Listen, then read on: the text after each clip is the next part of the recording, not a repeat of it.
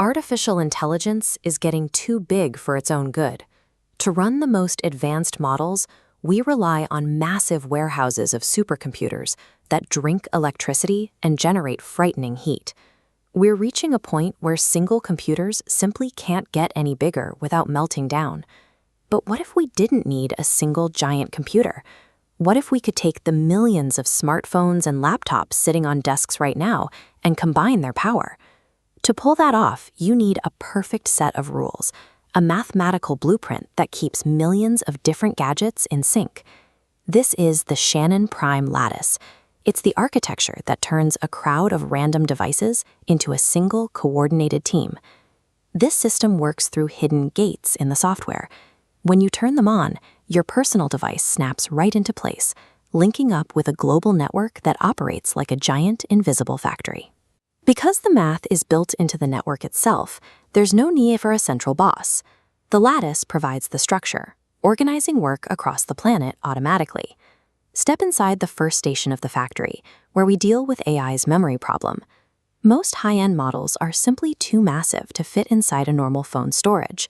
The lattice uses specific mathematical anchors, like crease lines on a giant sheet of paper, folding complex information into tiny digital envelopes called spinner blocks.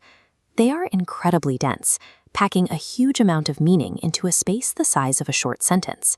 This structured folding is how we take a model that usually requires a server room and make it fit comfortably on your smartphone. Now we move to the processing station.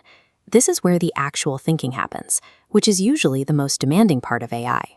The math involved here is typically a tangled mess, thousands of overlapping problems all fighting for the computer's attention at once. A trick called NTT diagonalization acts like a comb, straightening out the tangled tracks. Once straight, the math becomes easy. The data flows through simple gates, handling one calculation at a time in a neat, organized row. While a phone isn't as powerful as a supercomputer, this efficiency changes the math. It allows a standard chip to finish in seconds a task that would normally take it hours or cause the system to crash entirely. Next is the security station. When you're sending pieces of an AI model across the public internet, you have to ensure that no one can peek at the data. Using massive prime numbers, CRT sharding slices every piece of work in half before sending it out. These halves are residues. On its own, one half turns into total static, mathematically incomplete and completely useless to a thief. The work only makes sense when the two halves are brought back together. This creates a secure system where strangers can help you compute without ever seeing what you're actually working on. In our final station, we have to keep the network from getting cluttered.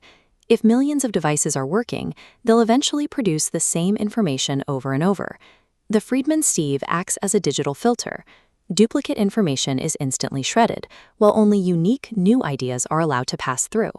The surviving data is then sent to other devices using a routing map.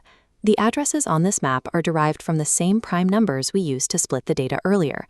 This allows devices to gossip, trading their unique chunks of information to build a shared global memory bank. This creates a self-cleaning system. By shredding the junk and keeping the novel, the network stays lean and hyper-efficient.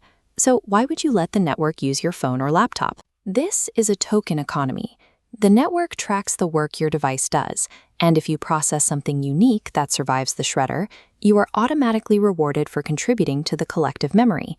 Everything in this factory, the folding data, straight tracks, secure splitting, and the map, is based on one single repeating pattern.